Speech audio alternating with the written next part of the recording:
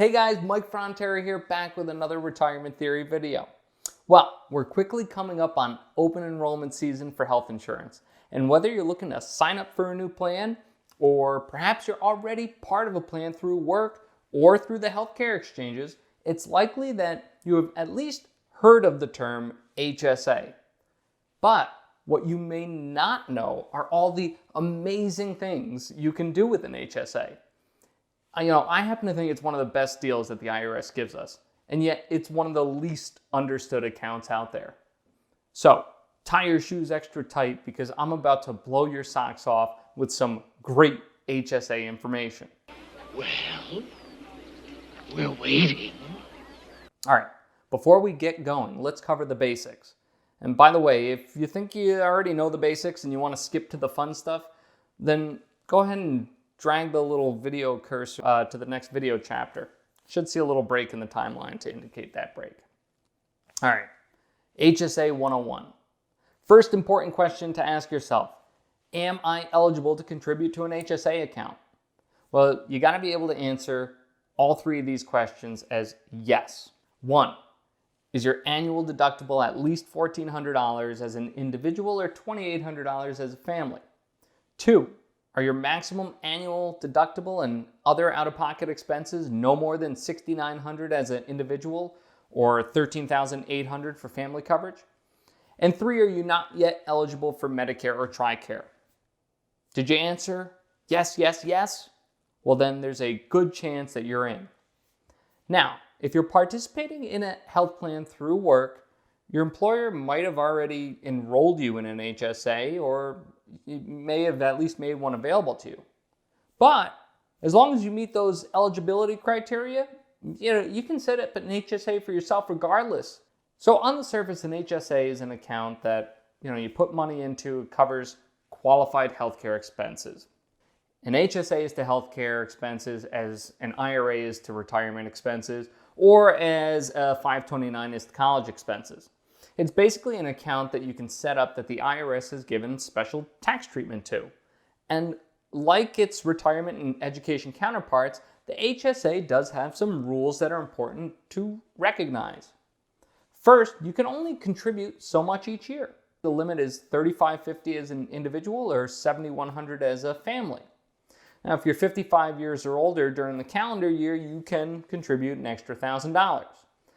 Now, if you're a couple, you can split that maximum contribution any way you'd like, other than the contribution catch-up, which is specific to the person who is making it. So, you want to contribute $7,100? You could contribute $7,100, that full amount, to just yourself, or you could split it 50-50 with your spouse, or any other way that you guys want to split that up. And important information for those who have a health insurance plan through work is that any money that your employer puts aside for you in an HSA will go toward that limit.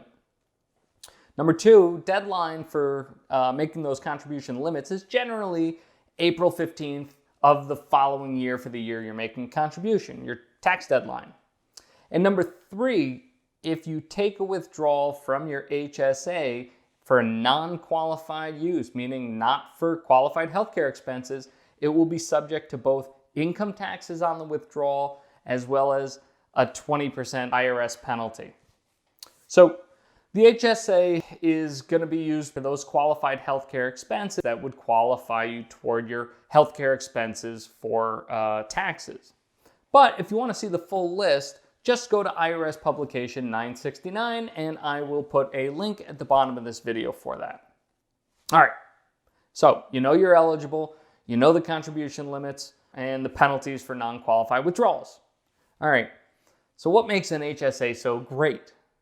Well, the first is still a bit basic, but it's 100% worth knowing because it gets to the heart of the HSA's appeal. And that is the HSA gets the coveted triple crown of tax benefits. Well, isn't that special? First, you get a tax deduction when you make your contributions. This would be akin to the deduction you get when you make a contribution to traditional IRA or you put away money pre-tax in your retirement plan like a 401k. Second, the money inside the HSA grows tax deferred. It doesn't need to be spent down every year.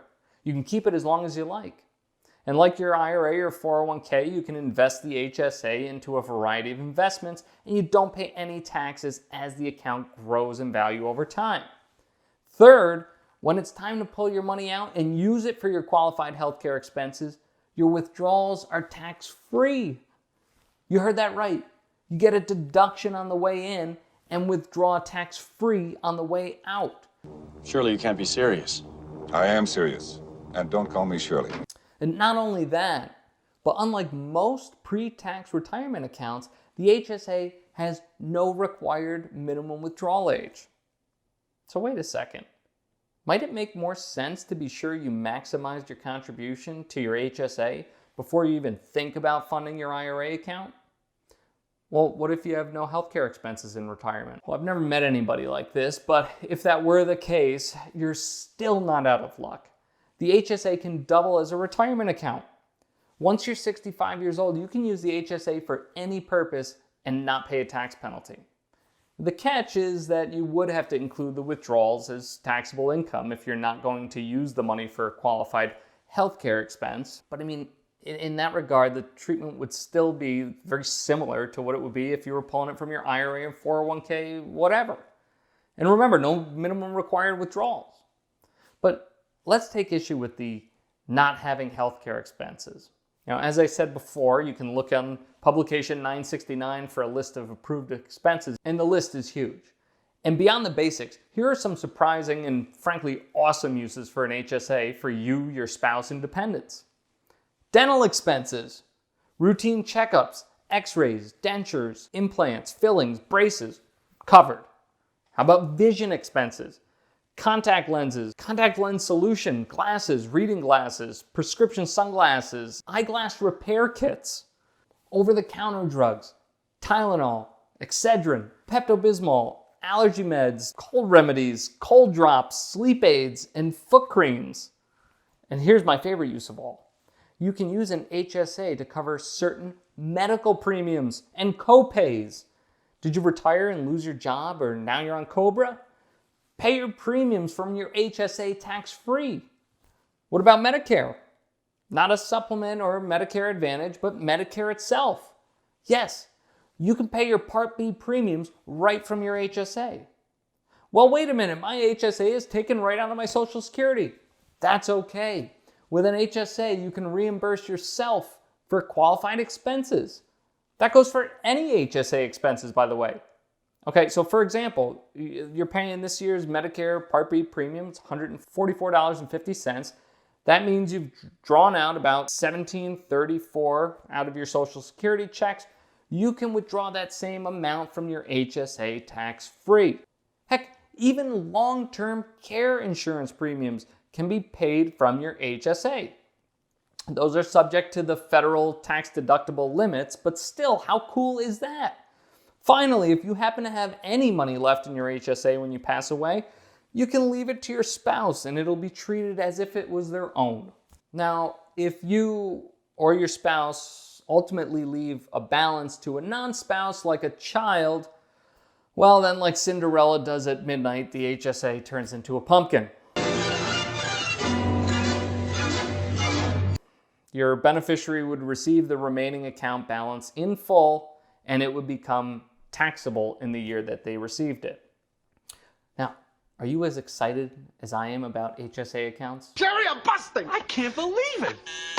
Well, whether you want to know if you're eligible to fund one, you want help investing your HSA, or you have an HSA and you're not happy with how it's invested, let me know.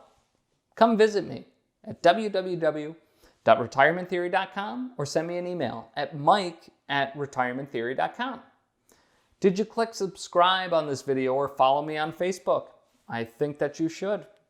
You'll continue to see videos like these on everything retirement planning. Once again, thank you for joining me. Take care of yourselves, and we'll see you next time.